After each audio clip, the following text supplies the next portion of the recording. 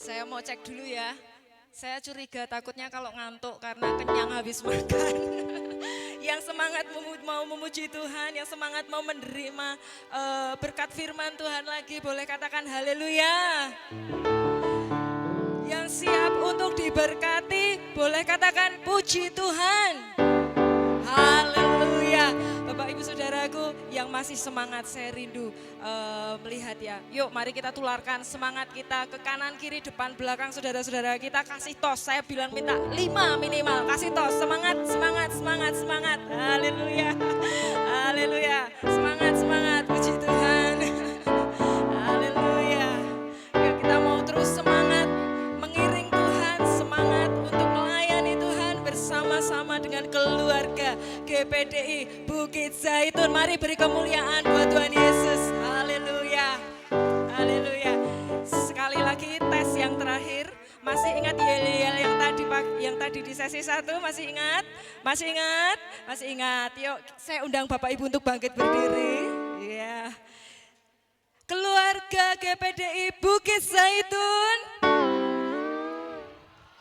Biar gak lemot, update yuk. Sekali lagi ya.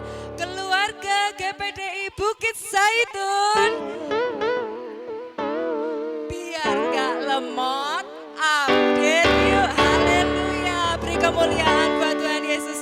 Kita malam hari ini mau sama-sama diupdate. Amin. Yuk kita mau satukan hati kita di dalam Tuhan. Kita mau memuji dan menyembah Tuhan. Haleluya. Haleluya.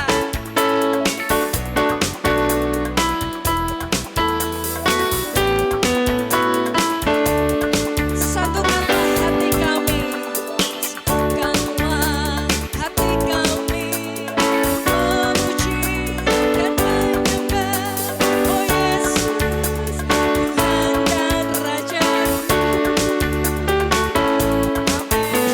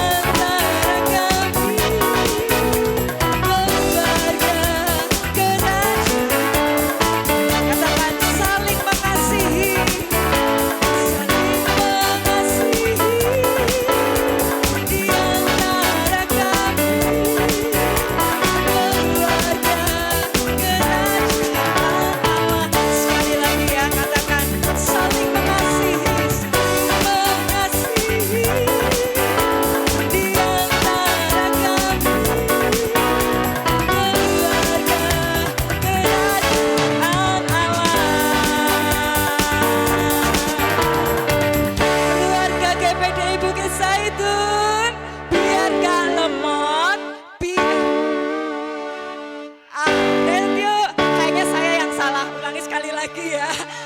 Keluarga GPDI Bukit Zaitun, biar gak error, biar gak lemot, update yuk. Beri kemuliaan buat Tuhan Yesus. Silahkan duduk Bapak Ibu Saudaraku yang dikasihi Tuhan. Kita akan kembali menikmati berkat firman Tuhan. Dan untuk doa berkat firman Tuhan, saya undang Bapak Bambang Nur Cahyo untuk pimpin kita dalam doa sambut firman Tuhan.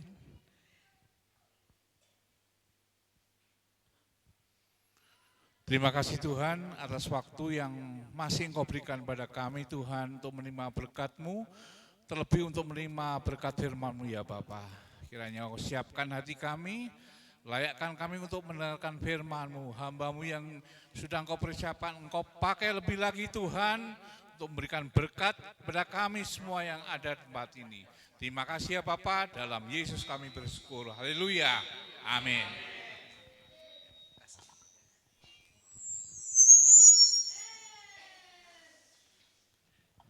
Masih semangat untuk diupdate? Semuanya udah kenyang? Amin, tapi jangan ngantuk dulu ya, tetap semangat dulu. Nah, kita akan masuk sesi 2, ini lebih singkat ya, karena hanya 1 jam, berarti sampai jam 8 atau setengah 8? Setengah 8, oke, kita punya waktu 45 menit ya. Kalau tadi kita lebih update tentang diri sendiri, keluarga. Nah sekarang bagaimana kita bisa update sebagai satu kesatuan gereja. Nah saya akan awali dengan pertanyaan gini buat saudara semua. Gereja itu punya siapa sih? Ayo, gereja punya siapa sih? Kalau kita di GPI, GPDI biasanya gereja itu punya gembala ya. Dan itu memang betul gitu. Tapi di sisi yang lain gereja itu punya siapa sih? Tuhan. Lalu pertanyaan kedua, kita punya siapa? Tuhan. Berarti kita di gereja mana tergantung kita atau tergantung Tuhan? Gereja punya Tuhan. Kita punya Tuhan. Ibarat kita ini TNI, ibarat tentara. Kita mau bertugas di medan mana tergantung pemerintah, komandannya. Nah, kalau pemerintah atau komandan kita Tuhan, dan gereja punya Tuhan, kita juga punya Tuhan. Kita di gereja mana terserah siapa? Tapi kenapa kita seringnya di gereja mana terserah kita? Betul? Tuhan aku kepahitan di gereja ini, pindah saja Tuhan. Tapi kalau Tuhan berkata, tempatmu masih di situ. Apakah kita mau taat? Nah, ini jadi pintu masuk ya untuk kita masuk di sesi ini. Nah, saya akan awali dengan beberapa poin ya dan mungkin nanti di luar slide juga karena ada beberapa hal yang saya rasa perlu tapi saya akan tetap berusaha cepat on time. Yang pertama yang saya bagikan adalah pastikan kita ini bukan gereja tanpa Tuhan. GPDI Bukit Zaitun bukan gereja tanpa Tuhan. Tapi yang kedua gini, ini kita sepakat di awal ya. Gereja itu bisa berarti dua. Kalau sehari-hari gereja itu ya ini, GPDI Bukit Zaitun itu gereja. Bangunannya itu gereja. Tapi sesungguhnya yang Alkitab katakan tentang gereja itu siapa? Gereja itu siapa? Saya. Semua boleh katakan gereja saya. Jadi gereja itu setiap kita. Nah kalau tadi pagi kita beribadah itu gedung gerejanya. Jadi nanti sepanjang firman ini kalau saya bicara tentang gereja, di sini kita harus tangkap dua. Yang satu sebagai satu kesatuan GPDI Bukit Zaitun, yang satunya sebagai kita. Tuhan ingin kita keduanya itu sama-sama update, jadi up to date. Nah balik ke poin pertama. Pak Jimmy memang ada gereja tanpa Tuhan. Bukannya Tuhan itu ada di dalam gereja. Bukannya kita kalau ibadah 2-3 orang berkumpul pasti Tuhan hadir. Apa pernah gereja yang Tuhan enggak hadir? Apa pernah Tuhan itu ada di luar gereja? Nah ternyata pernah ya. Mari kita baca Wahyu 3 ayat 20. Kita sering keliru berpikir bahwa ayat ini ayat tentang pertobatan. Tuhan Yesus mengetuk pintu orang yang belum kenal Yesus. Kita selalu berpikir seperti itu. Kadang pengkhotbah berkata, Tuhan ketuk hatimu. Kalau engkau buka hati buat Yesus sebagai Tuhan dan Juru Selamat, Yesus masuk dan engkau diselamatkan. Engkau akan makan bersama-sama dengan dia. Bertahun-tahun saya jadi hamba Tuhan, saya belajar teologi, pemahaman saya begitu. Sampai suatu kali saya diminta untuk melayani khotbah di GIA, Gereja Isa Al-Masih Kudus. Jadi saya suruh datang Sabtu untuk mengkhotbahi para majelis dan pengerja. Lalu saya berpikir, wah ini Pak Gembala ini pinter gitu ya. Jadi yang suruh menegur saya. Saya dikasih Wahyu 3:20 tentang jemaat Laodikia itu. Mungkin kalau yang negur Pak Gembala kan nggak enak. Tapi kalau yang negur pendeta tamu kan baik-baik saja. Nah, ketika saya persiapan khotbah untuk pertama kalinya saya baru ngeh bahwa yang sedang diketuk Tuhan itu sebetulnya pintu gereja. Kita baca sama-sama ya. 2, 3. Lihat, aku berdiri di muka pintu dan mengetok. Jikalau ada orang yang mendengar suaraku dan membukakan pintu, aku akan masuk mendapatkannya. Dan aku akan makan bersama-sama dengan dia dan ia bersama-sama dengan aku. Next slide. Pertanyaannya, pintu siapa sih yang Yesus sedang ketuk? Pintu hati orang yang belum Kristen? Pintu hati orang biasa? Atau pintu hati siapa? Nah, kita lihat ya. Ternyata yang diketuk itu pintu gereja. Pintu jemaat. Baik gereja dalam arti gereja kumpulan maupun gereja dalam arti jemaat pribadi saya. Nah, kalau Yesus, ini kita retret di ruang ini ya. Kita dengarkan sesi di ruang ini. Kalau tiba-tiba di luar situ ada orang yang mengetuk pintu, pertanyaan saya, orang yang mengetuk itu di dalam atau di luar? Di luar. Nah, kalau Yesus mengetuk di luar, berarti Yesus ada di mana? Di luar jemaat, di luar gereja. Dan yang payah adalah sekalipun Yesus mengetuk, mereka yang di dalam gereja itu enggak sadar kalau Yesus di luar. Mereka berpikir bahwa Yesus masih di dalam. Mereka berpikir bahwa Yesus ada di tengah-tengah mereka. Bertahun-tahun mereka enggak sadar, makanya di Wahyu 3:20 ini sampai ditegur. Karena bertahun-tahun mereka masih merasa Yesus ada. Tapi ternyata Yesus sudah di luar. Bahkan diketuk pun mereka enggak dengar, saudara. Nah, kita baca ya ayat 15-16. Ini perkataan Tuhan kepada jemaat. Aku tahu segala pekerjaanmu. Engkau tidak dingin dan tidak panas. Alangkah baiknya jika engkau dingin atau panas. Jadi karena engkau suam-suam kuku dan tidak dingin atau panas, aku akan memuntahkan engkau keluar dari mulutku. Nah, ternyata Tuhan itu kalau ngomong ke manusia itu menggunakan kejadian sehari-hari. Kenapa Tuhan berkata seperti itu? Karena ternyata gereja Laodikia ini terletak di Asia Kecil. Sebelah barat Turki kalau sekarang. Didirikan oleh seorang pemimpin atau raja yang namanya Antiochus untuk istri terkasihnya yang namanya Laodike. Makanya dinamakan Laodikia. Nah, kira-kira nih ya, belajar dari kisah Roro Jonggrang ya. Kalau suami mengasihi istrinya, kira-kira kalau buatkan rumah yang jelek atau yang bagus? Yang bagus. Jadi kota Laodikia ini dibangun dengan sangat bagus, dengan sangat keren, dengan luar biasa. Di zaman itu, Bapak Ibu, kota Laodikia itu sudah punya bank. Bahkan jadi pusat perbankan di Asia Kecil. Kemudian jadi tempat pabrik wol, industri wol, ya, menghasilkan pakaian. Di sana ada rumah sakit, kalau rumah sakit mata, kalau di Jogja Yap. Di Laodikia di zaman itu loh, di zaman kuno itu sudah ada pusat penyembuhan mata.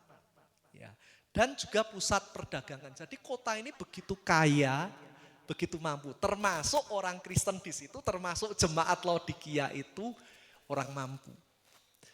Nah, apa yang membuktikan? Suatu kali kota Laodikia ini kena gempa bumi dan banyak yang hancur.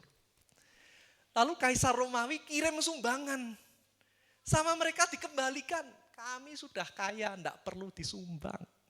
Bisa bangun kembali, enggak usah dibantu pemerintah. Nah, mereka sesombong itu. Mereka merasa sehebat itu.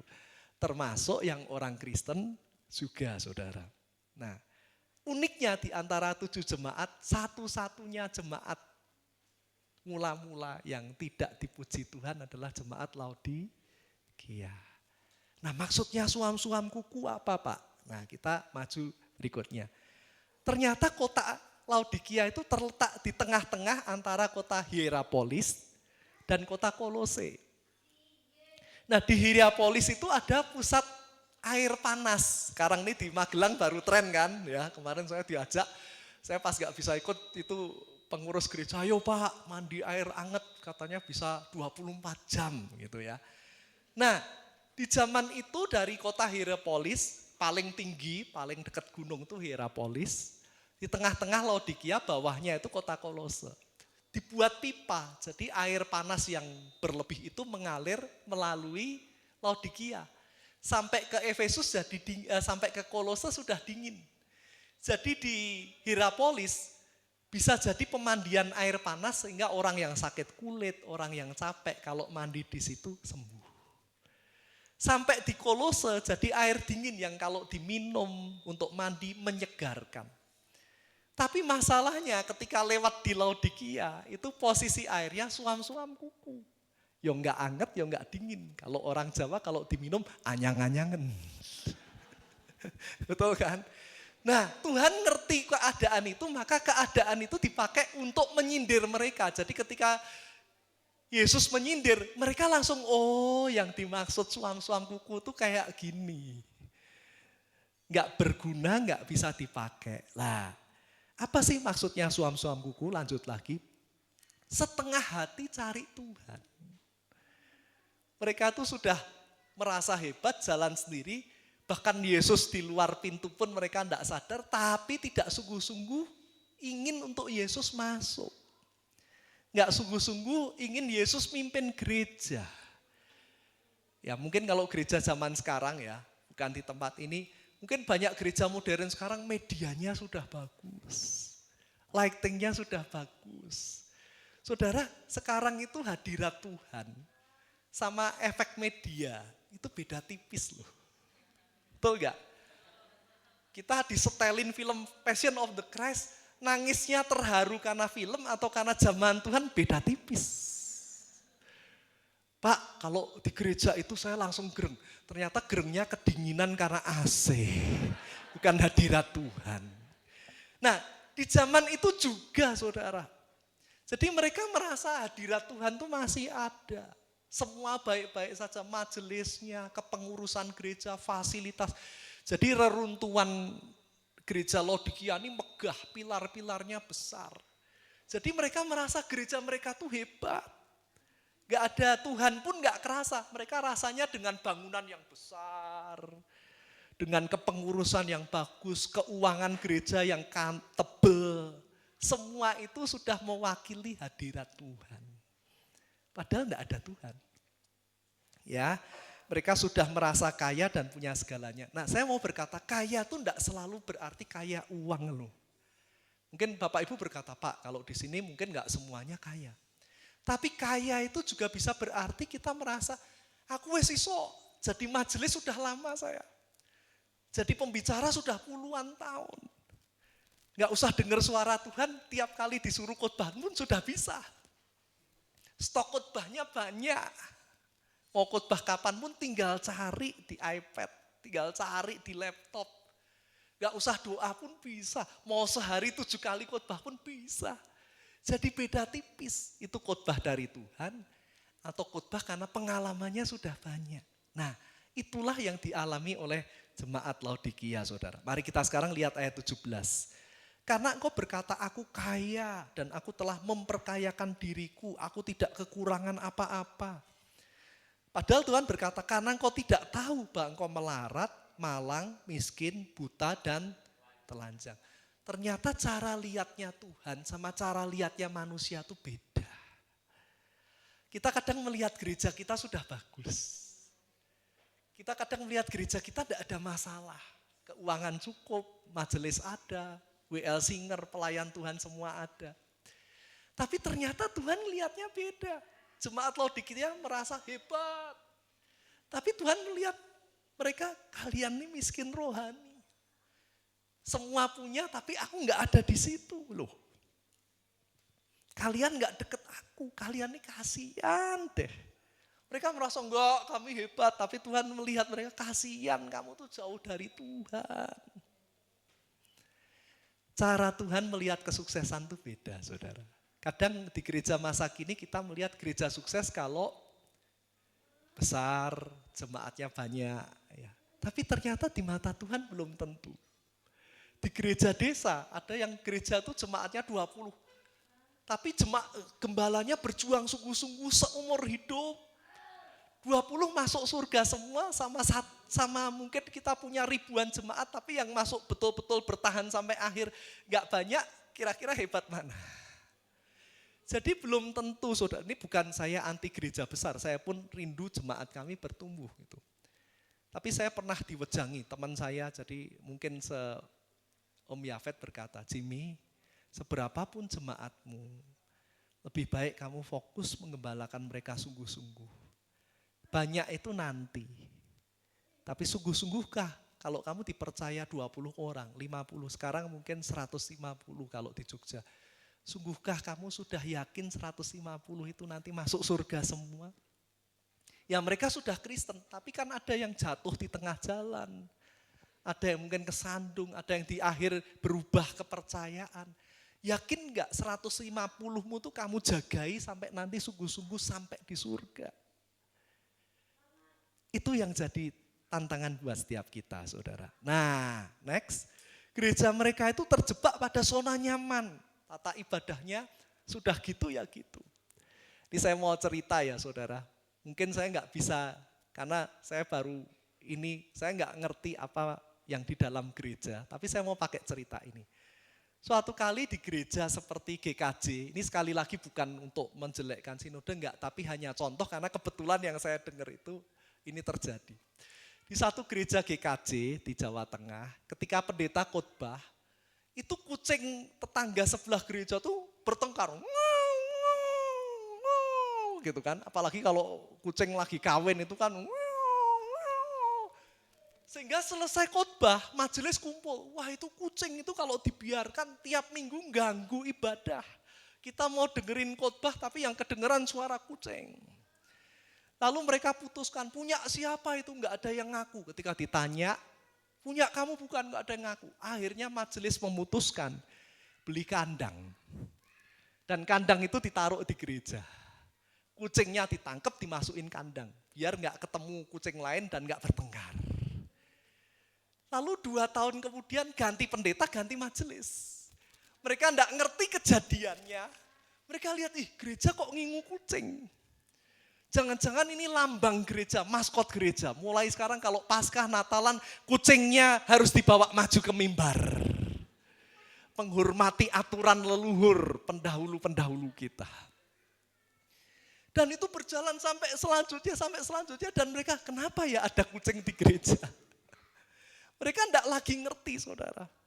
Nah berapa banyak kita di gereja itu, kalau muji Tuhan urutannya harus seperti ini. Tapi kita enggak ngerti maksudnya apa.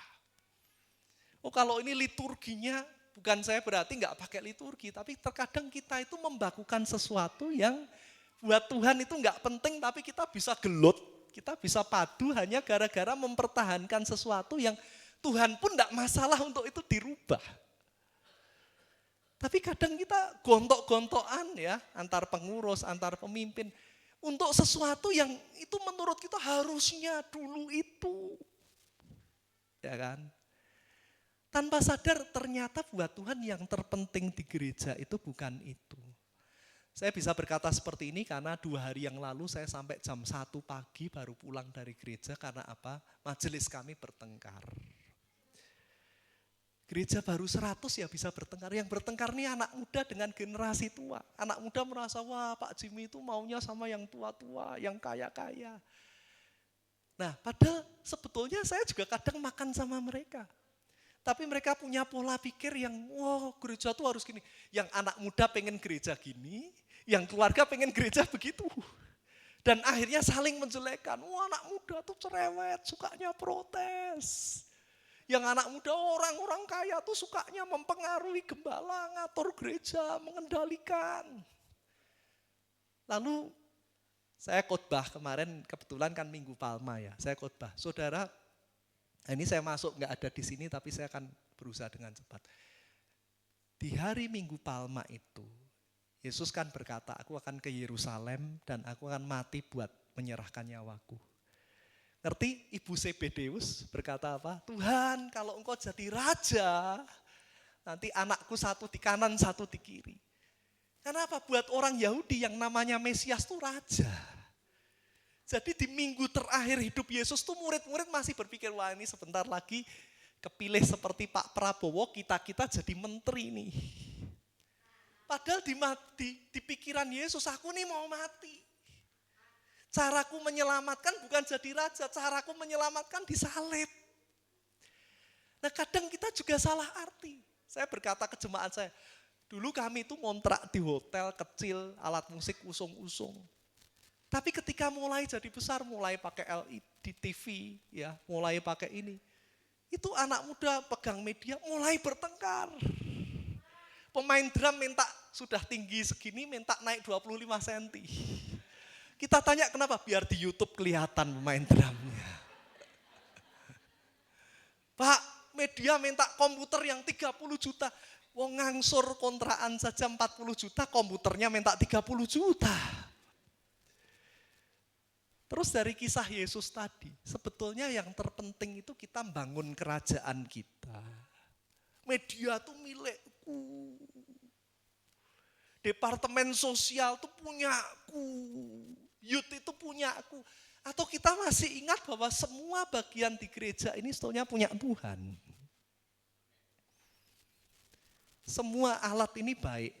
Saya juga suka media, saya pernah jadi ketua departemen media. Tapi pertanyaannya Bapak Ibu Saudara, departemen sosial, youth dan lain sebagainya. Apakah semua itu gedung kita nanti juga akan dibawa pulang ke surga?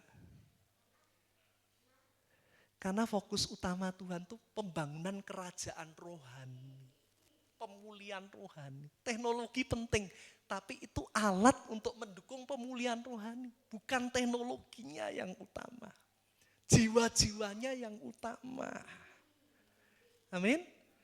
Jadi jangan sampai kita ini kebalik sarana dan tujuan di dalam gerejanya kebalik. Yang kita kejar malah sarana. Malah tujuannya enggak dikerjakan. Jiwa-jiwa baru enggak bertambah. Penginjilannya enggak jalan. Tapi kita kejar gedung. Coba kalau kita dengar kata revival ya. Setiap hamba Tuhan khotbah kebangunan rohani. Apa bayangannya? Kursinya penuh. Terus kita bangun gedung kita lebih besar lagi. Terus nanti kita buka cabang lebih lagi. Itu enggak salah saudara. Sepanjang itu di dalam Tuhan. Tapi kadang fokus kita. Pertanyaannya, itukah yang Tuhan mau buat gereja ini? Laodikia punya segalanya. Tapi ternyata bukan itu yang Tuhan mau. Kalau itu yang Tuhan mau enggak masalah. Tuhan memang suruh bangun enggak masalah. Tapi persoalannya kalau kita sudah gontok-gontokan, ternyata Tuhan berkata, bukan itu yang aku mau. Masihkah kita mau nekat? Ya, next langsung ke gawatnya ya. Gawatnya mereka merasa semua baik-baik saja. Bahkan sudah tidak lagi sadar Tuhan tidak ada dalam gereja mereka. Ya. Nah, maka ayat 18 sampai 20, maka aku menasihatkan kau supaya engkau membeli daripadaku emas yang telah dimurnikan dalam api, agar engkau menjadi kaya. Dan juga pakaian putih, kota yang industri wall, tapi suruh beli pakaian. Supaya engkau memakai agar jangan kelihatan ketelanjanganmu yang memalukan. Lagi minyak untuk melumas matamu.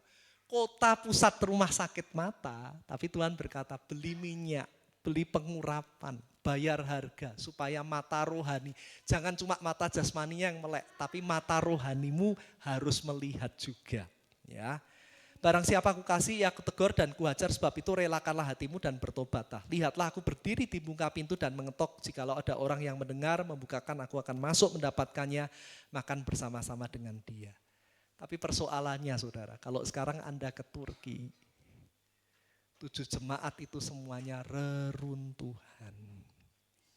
Habis. Artinya Laodikia bertobat gak? Enggak. Kalau Laodikia bertobat, mungkin Laodikia masih sampai hari ini. Ini juga teguran buat kita, saudara. Sebagai pribadi. Kita tuh ke gereja mau nyenengin hati Tuhan. Atau kita ke gereja itu supaya Tuhan nyenengin hati kita. Kami pernah di jemaat tuh gontok-gontokan request lagu ke WL. Sebetulnya yang pengen disembah itu kita atau Tuhan sih?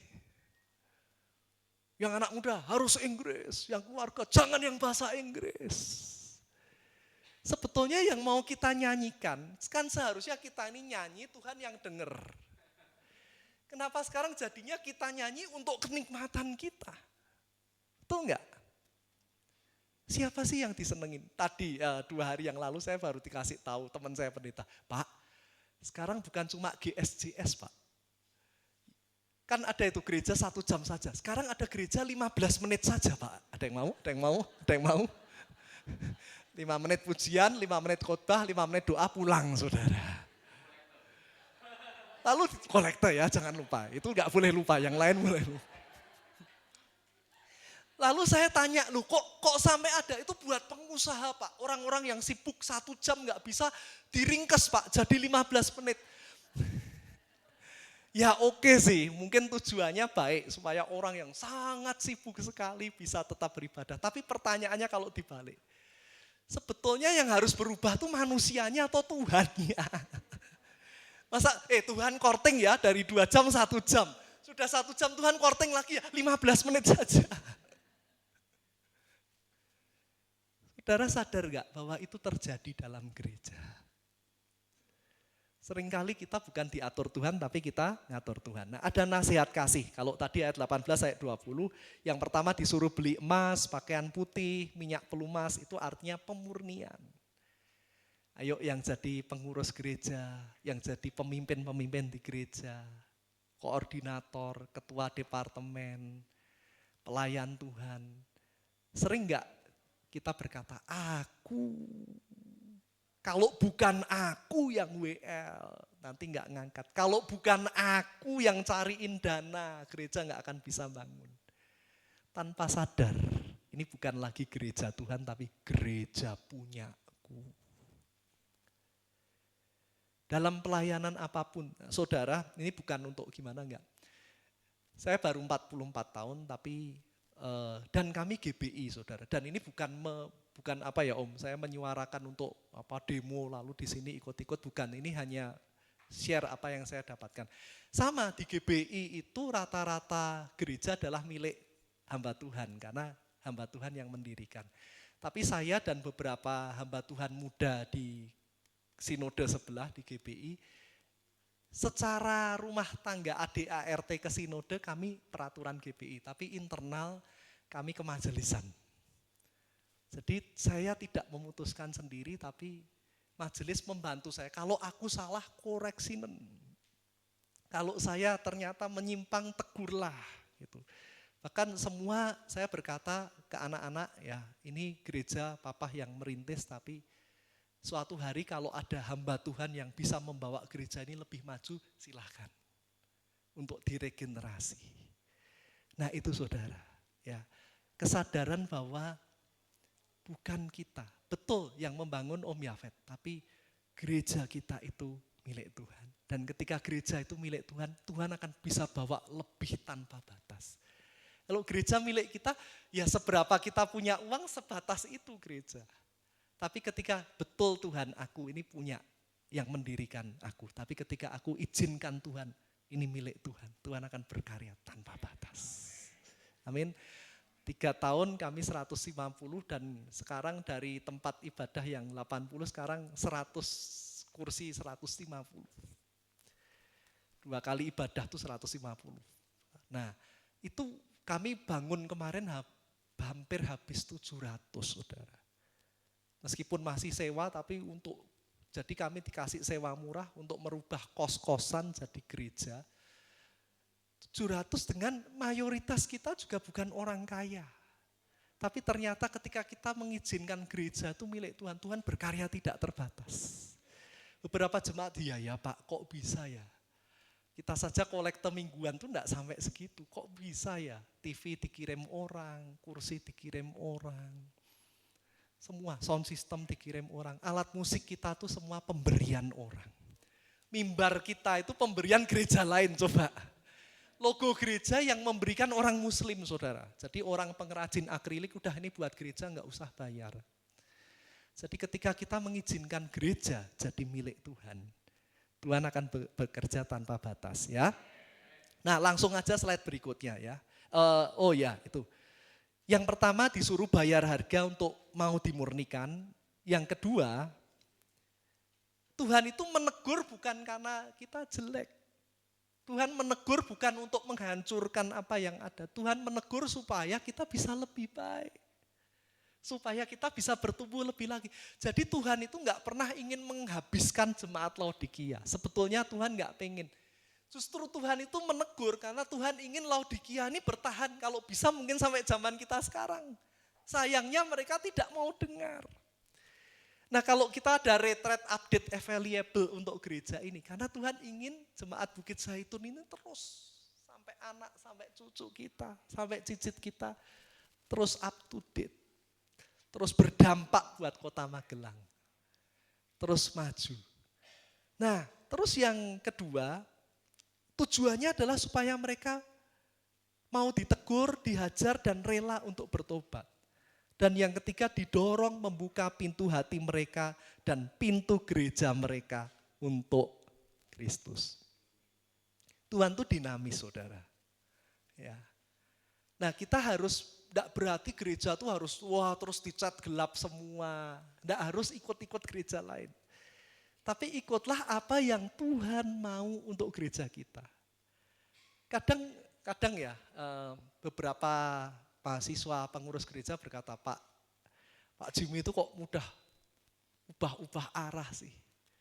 Sebetulnya saya nggak pengen ubah-ubah arah. Tapi kadang Tuhan tuh nggak monoton. Kita baru ke kanan tiba-tiba Tuhan ayo kita ke kiri. Karena Tuhan ingin mau melakukan sesuatu yang baru. Manusia, saudara tahukah saudara kenapa sih manusia pertama jatuh dalam dosa? Sampai sekarang. Bukan karena makan buah terlarang. Tapi manusia tuh tidak mau dikendalikan Tuhan. Maunya nyetir dirinya sendiri, betul enggak? Tuhan berkata semua boleh, yang satu enggak boleh. Manusia nekat, kenapa yang satu enggak boleh? Kenapa enggak semua saja untuk saya? Tuhan ciptakan laki-laki perempuan. Kaum LGBT berkata, kenapa enggak perempuan sama perempuan? Kenapa enggak laki-laki sama laki-laki? Terus saudara hati-hati ya, ChatGPT apa itu membantu kita, AI membantu kita. Tapi jangan sampai hati kita terpengaruh. AI itu sebetulnya kenapa sih? Sekarang saya kaget ya, saya iseng ketik kan. Yang paling laku aplikasi AI itu apa? Ternyata 7 aplikasi menciptakan pacar artifisial. Kalau bosan sama istri bisa buat istri di AI. Yang sesuai, bisa diatur tingginya seberapa, ramah apa galak bisa diatur. Tanpa sadar saudara, sebetulnya kita ini sudah jadi Tuhan. Kita enggak mau diatur Tuhan, tapi kita ngatur seperti Tuhan.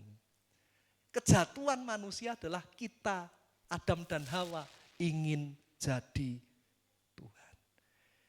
Nah sekarang balik ke gereja. Di gereja Tuhan yang ngatur gereja atau kita yang ngatur Tuhan? Gereja ngikuti kegerakan Tuhan atau Tuhan yang harus ngikuti kegerakan program gereja? Itu pertanyaan. Ketika kita awal-awal gereja jalan masih gampang. Tuhan, saya juga saudaraku, awal-awal khotbah tuh puasa. Saya setiap kali memberkati pernikahan dan khotbah minggu saya tidak pernah memberkati dengan khotbah yang sama. Saya selalu tanya, minta foto pengantennya lalu saya doa, Tuhan untuk orang ini kira-kira saya khotbah apa. Tapi akhir-akhir saya juga mulai berpikir gini, ngapain sih pakai yang kemarin saja. Kontrol manusianya mulai jalan, udahlah nggak usah tanya Tuhan kan tinggal pilih yang mana. Tanpa sadar Bukan lagi Tuhan yang pimpin saya yang pimpin Tuhan. Nah, mari setiap departemen, kreatif ministry, kaum muda, musik, pengembalaan, dan lain sebagainya. Ikuti Tuhan lagi. Cross check. Update lagi nih, kira-kira Tuhan ngarah ke utara, kita masih ke utara enggak? Jangan-jangan Tuhan ke utara tapi kita ini malah tanpa sadar ke selatan. Nah, mari kita cek arah kita lagi. Nah, janji Tuhan kalau mereka buka pintu satu, Tuhan akan masuk dan makan bersama mereka. Ini melambangkan persekutuan yang erat, kekeluargaan. Kita diangkat sederajat dengan Tuhan. Kita ini orang biasa. Tapi kalau Tuhan diizinkan masuk, Tuhan akan angkat kita dalam kemuliaan. Mengalami perkara yang manusia tidak bisa kerjakan. Ya. Yang kedua, Tuhan akan mendudukkan mereka di tahtanya untuk turut memerintah bersamanya. Artinya Tuhan akan memberi otoritas. Kita ada di akhir zaman nih. Antikris makin aktif. Ekonomi katanya sampai 2026 akan belum stabil. Dolar sudah mau tembus 20.000. Tapi janji Tuhan gini, gereja yang mengutamakan, yang mengizinkan Tuhan pimpin. Tuhan akan kasih gereja itu kekuatan untuk bertahan dan menang di akhir zaman. Amin. Jadi izinkan Tuhan untuk memimpin di gereja. Nah, syaratnya yang ketiga, mereka mau mendengarkan apa yang dikatakan Roh Kudus. Ini tantangan buat kita. Terkadang untuk berubah Tuhan, ini semua udah teratur. Masa harus berubah? Berubah lagi. Masa harus ganti susunan? Nanti kalau orangnya kepahitan gimana? Dan akhirnya kita memilih untuk tidak mendengarkan Roh Kudus. Saudaraku, kemarin malam kami memutuskan untuk merubah struktur gereja. Dulu saya berpikir semua, karena gereja kami itu dirintis dari mahasiswa, dulu mayoritas mahasiswa, sekarang mayoritas keluarga. Dan saya berpikir dua usia ini bisa digabungkan untuk sama-sama jadi majelis. Ternyata tengkar terus, saudara. Dan saya harus merubah ini. Tapi kalau saya harus menurunkan sudah jadi majelis, diturunkan jadi pelayan koordinator musik misal. Tadinya tuh semua anak muda, orang tua semuanya ada di posisi perwakilan majelis. Nanti kalau kepahitan gimana Tuhan? Saya enggak berani. Beberapa tahun ini ada orang yang sudah menegur, Pak kamu tuh enggak berani tegas. Ini padu terus, kamu enggak berani menyelesaikan. Tapi ketika saya berdoa, Tuhan ini gerejamu, pimpin kami. Bicara atas tiap pribadi. Tiba-tiba yang anak muda bisa berkata gini, Pak, ini latihan Jumat Agung ini mereka tiba-tiba selesai berkata, Pak kami itu sadar, sebetulnya bagian penasihat itu orang tua. Kalau kami disuruh kasih nasihat, kami ya bingung sebetulnya. Sehingga malah bentrok, karena nasihat anak muda dan nasihat orang tua beda. Jadi Pak, kami mau, malah mereka yang minta, kami mau memposisikan diri. Keluarga yang rapat Pak, nanti kami yang kasih ide tambahan kreatifnya, kami yang jalankan di lapangan. Tapi biar yang rapat keluarga. Biar kalau dalam konteks gereja kami loh. Nah, ketika kita izinkan Tuhan yang berkarya, ternyata perubahan itu bisa dan membuat jadi lebih baik. Amin.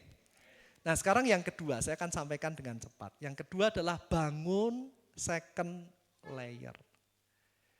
Bangun lapis kedua pelayan Tuhan. Nah,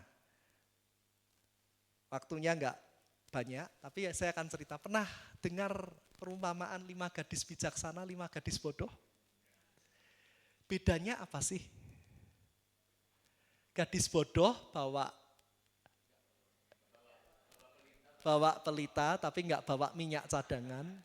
Gadis bodoh enggak bawa minyak cadangan, gadis bijak bawa minyak cadangan. Nah, memang kalau secara teologis ini tentang akhir zaman, ya kan? Tapi kalau saya boleh ambil perumpamaan ini untuk gereja adalah gini.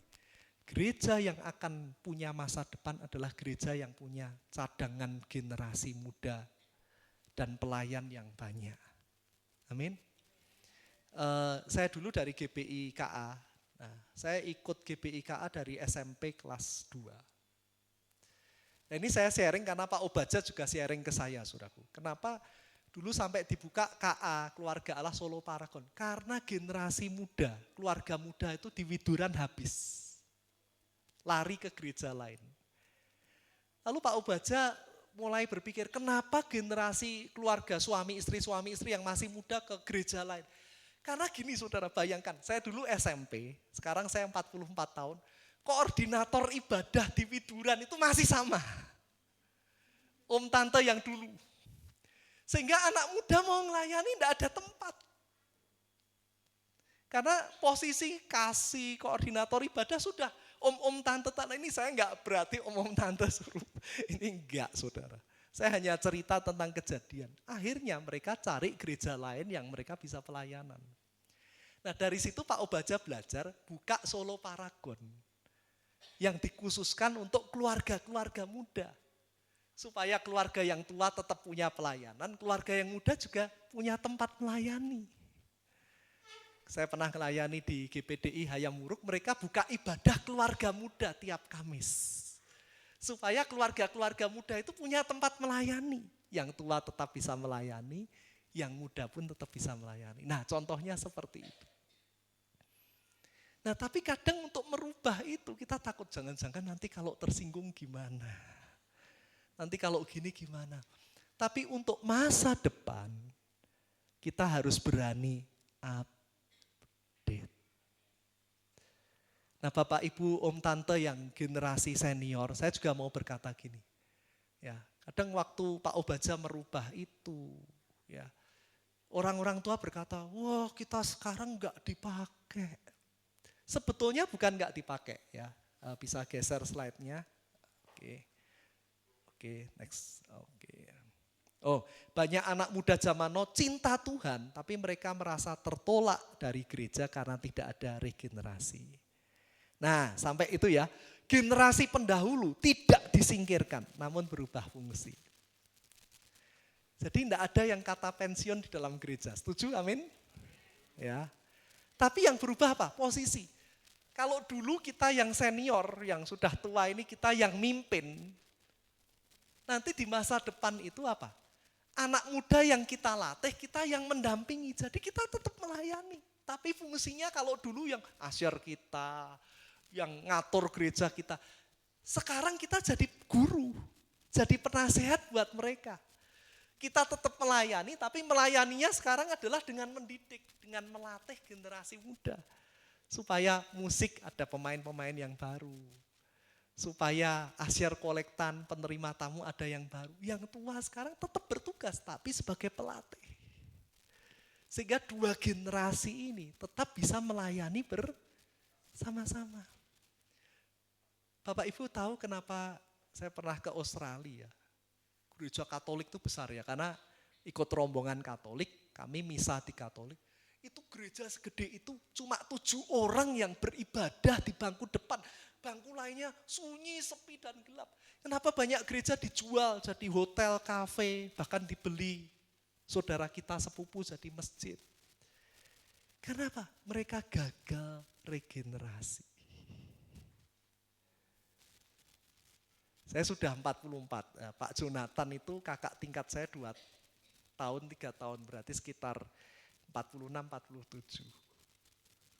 Ya, baru regenerasi. Dan sekarang saya kalau kadang ngadepi mahasiswa, mahasiswa tuh 20 tahun bisa apa gitu. Padahal dulu Pak Jo saya merintis GBI, Pak Jo merintis saya menemani GBI KA Jogja, itu kami usia 20-an. Pak Jo jadi gembala, Pak Jonathan GBI KA jadi gembala usia 21 tahun. Tapi setelah kita 40 tahun lihat anak muda usia 20 tahun, kowe iso ngopo?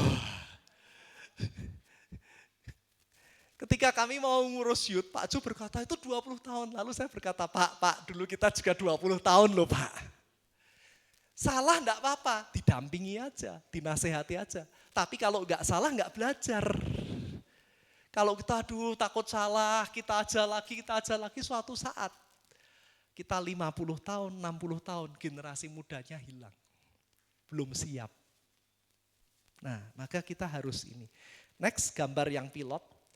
Nah, saya itu punya selain sebagai hamba Tuhan, saudaraku, sudah lebih maaf ya, sudah mau selesai. Saya fotografer penerbangan.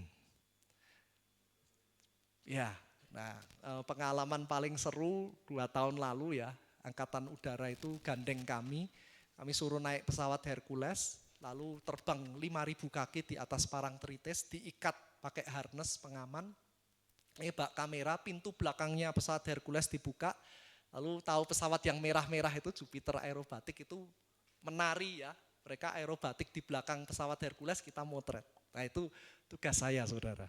Nah yang menarik tuh gini saudara, perhatikan nggak kenapa kursi pilot latih itu depan belakang. Nah yang depan itu muridnya, yang belakang itu gurunya. Mereka akan menjalani pendidikan tuh mungkin 9 bulan atau 1 tahun, saya nggak tahu pasti.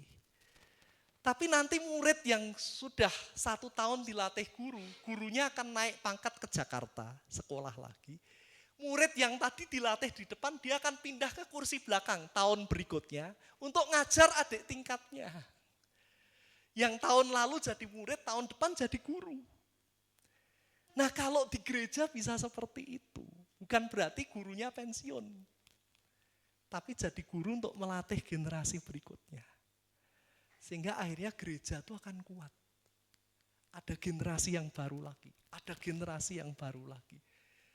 Bukan gereja yang wah dulu besar, sekarang sepi, bukan itu. Tapi gereja yang melewati segala masa. Gereja itu terus bertumbuh, terus up to date, terus maju, terus jadi jawaban. Amin. Nah, Mazmur 127 ayat 4-5 ayat terakhir.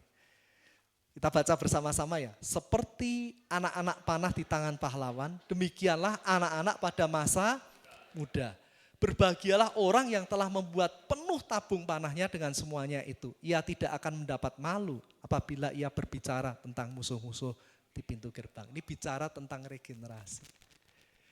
Gereja yang bisa melakukan regenerasi dengan baik. Gereja itu tidak akan pernah dipermalukan. Punya pasukan yang kuat. Punya cadangan yang kuat. Sehingga mau berapapun GPDI Bukit Zaitun akan terus segar ya. Kalau pernah ke Israel, tunas zaitun itu seger. Akan terus bertunas. Akan terus menghasilkan yang baru. Nah saya akan tutup dengan ilustrasi ya. Waktu saya S2 teologi, dosen mata kuliah kontemporer, penginjilan kontemporer, kasih kami tugas, suruh mewawancarai anak-anak muda gereja, tapi nggak boleh dari gereja sendiri. GKI, GKJ, Alam Kudus, suruh ditanya, ini generasi muda sekarang nih ditanya, bagaimana khotbah di gerejamu? Mereka rata-rata menjawab, Pak, apa yang dikatakan Pak Pendeta yang dari teologi itu kami nggak dong Pak. Jadi kalau dengar khotbah di gereja itu membosankan Pak. Itu pengakuan jujur dari anak-anak muda kita. Terus pengennya pendeta apa? Yang kayak pastor-pastor tuh Pak. Yang pakai celana jeans. Kaosan tapi pakai blazer. Kayak Pak Philip Mantova, kayak ini. Sidney Mohede. Itu yang keren Pak. Ternyata anak muda tuh kayak gitu saudaraku. Terus kalau khotbah tuh yang sederhana, mudah ditangkap, bahasanya nyambung sama kita yang muda-muda. Kalau pakai bahasa Yunani, pakai bahasa Ibrani, kami yang enggak STT ini enggak dong Pak, opo gue. Terus survei satunya berkata, gembala itu kalau disurvei pengennya khotbah pemuritan. Jemaat harus gini, harus gini. Tapi kalau jemaat di Amerika disurvei, inginnya gembala itu khotbah seperti apa? Khotbah yang penggembalaan ngemong, kalian harus kuat. Nah ini kita harus ngerti gitu. Kita enggak boleh, mauku gini, terserah. Tapi kita harus tahu, apakah pelayanan kita itu jadi jawaban buat generasi muda. Apakah pelayanan kita sudah jadi jawaban buat generasi yang lebih tua. Terkadang selain mendengar Tuhan, kita juga perlu mendengar yang mereka butuhkan itu seperti apa sih. Dan ketika kita jadi jawaban, mungkin gereja lain punya fasilitas. Tapi kalau kita punya jawaban, mereka yang lapar di luar sana akan tetap datang ke gereja. Saudara, yang terakhir adalah ini. 2025-2026 ini masa krisis. Ekonomi susah. Tapi tahukah saudara, Tuhan bekerja di balik krisis. Ingat 98? Ketika krisis terjadi, banyak orang justru lari kemana? Gereja. Karena mereka sudah stres, takut ekonomi. Mereka baru sadar butuh Tuhan. Ini kesempatan buat kita. Kalau kita siapkan lumbung, kalau kita baharui, kalau kita update, nanti ketika tuaian itu datang, kita siap menampung mereka, kita siap mengkonseling mereka, kita siap memberi jawaban buat mereka. Nah, ini saya nggak bisa panjang lebar, tapi coba mungkin setelah retreat ini ada rapat atau apa, diskusi antar pemimpin. Apa sih yang harus diupdate? Sehingga kita siap untuk tuaian itu. Amin. Nah, mari kita tunduk kepala, mari kita berdoa.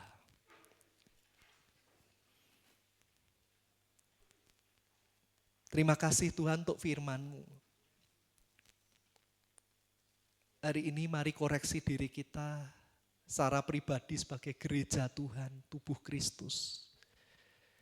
Tapi juga koreksi gereja kita sebagai korporat, sebagai sebuah komunal kebersamaan. Yang pertama saudara, Anda di gereja ini karena kemauanmu atau Anda di gereja ini karena Tuhan. Kalau gereja milik Tuhan berarti kita di mana, itu adalah tugas dari Tuhan. Saya percaya Bapak Ibu, adik-adik, kalian ada di gereja, saudara ada di gereja ini bukan kebetulan. Tapi Tuhan tempatkan Anda untuk membangun bersama-sama gereja ini. Yang kedua, mari cek. Apakah Tuhan masih ada dalam hidup kita? Apakah Tuhan masih ada dalam gereja kita? Cirinya apa? Kita yang nurutin Tuhan. Atau akhir-akhir ini Tuhan yang suruh nurut kita. Tuhan yang harus menyesuaikan dengan kita. Mari kita evaluasi diri. Izinkan Tuhan tetap menjadi Tuhan, tetap menjadi pemimpin, tetap menjadi pengarah atas gerejanya. Baik gereja ini maupun gereja kita sebagai pribadi. Yang terakhir, gereja yang bertahan sampai akhir itu adalah gereja yang mempersiapkan cadangan. Gereja yang mempersiapkan generasi mendatang. Bukan berarti yang tua enggak dipakai, justru Tuhan mau pakai yang sudah senior. Untuk membangkitkan yang junior-junior. Untuk melatih yang junior-junior. Ketika kita terjadi kerjasama dua generasi ini. Gereja kita akan jadi generasi yang everlasting. Melewati segala masa. Terus berdampak. Dan yang terakhir, jadilah gereja yang jadi jawaban. Jangan takut yang lain punya LED, yang lain punya ini. Kalau di gereja ini jadi seperti toko roti yang menyajikan roti yang hangat. Setiap orang yang datang kenyang. Mereka tidak akan lari kemana. Mereka akan selalu kembali karena mereka menemukan makanan yang sehat di tempat ini. Tuhan, hamba-Mu selesai tapi Engkau bekerja. Jamah Tuhan. Tim kepemimpinan, Om Yafet, juga Pak Yosafat. Para majelis, pengurus gereja. Lintas generasi anak muda. Keluarga muda, keluarga senior Tuhan, beri kesatuan. Saudara kalau ada perpecahan, ada perselisihan, ayo saling mengampuni saudara. Jangan biarkan iblis yang menang, tapi biarlah gereja Tuhan yang menang saudara. Beri kesatuan, kesehatian Tuhan. Oh Tuhan beri hikmat sehingga kalau harus ada yang diubah, saya enggak dikasih pesan ini saudara. Saya cuma dikasih judul. Jadi kalau Tuhan menyentuh ini, mungkin Tuhan ingin bicara. Kalau ada bagian yang Tuhan mau rubah, saudara harus punya hati yang seperti ini. Tuhan, gak apa-apa, demi kerajaan-Mu. Yang penting gereja maju lebih lagi.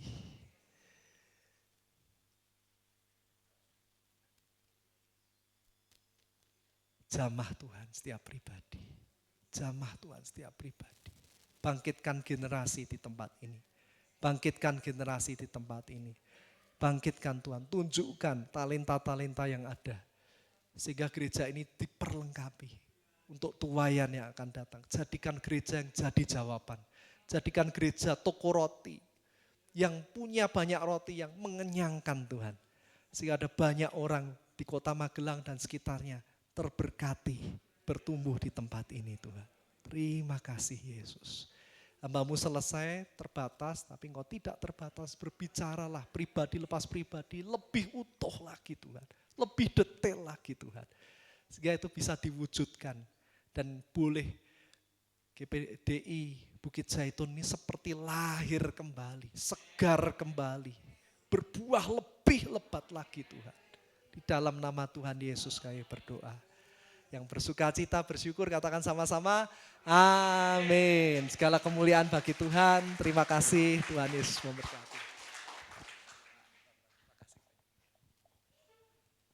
Terima kasih pada Bapak Jimmy yang telah melayani kita semua di sesi pertama dan kedua. Tuhan akan terus memakai Bapak Pendeta Jimmy menjadi pelayan Tuhan yang membawa jiwa-jiwa baru, membawa jiwa-jiwa yang penuh kemenangan. Terima kasih Pak Jimmy dan salam kita dari Gereja Bukit Zaitun untuk jemaat yang ada di Jogja.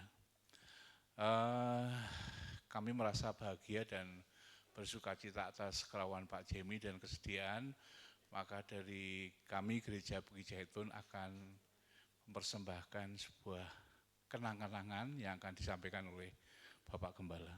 Mari Pak Jimmy, nanti Pak Yafet.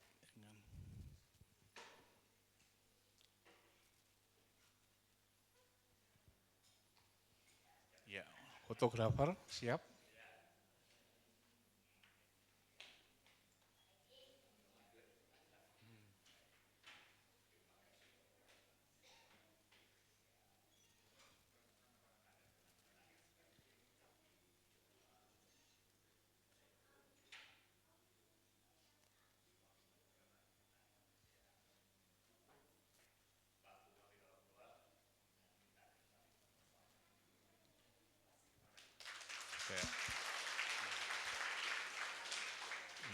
Terima kasih sekali lagi dan selamat jalan di dalam perjalanan, Tuhan akan menyertai. Monggo. Pengumuman untuk jemaat. Belum ada yang jemput ya Pak Jimmy ya. Setelah ini ada acara api unggun jam 8. Masih ada waktu 20 menit. Mungkin untuk membawa jaket dan lain sebagainya, pakai training boleh, pakai celana pendek kalau enggak kedinginan ya boleh, pakai kaos singlet ya boleh, tapi jangan pakai kemul. Ya, jadi jam 8 nanti kita posisi di mana?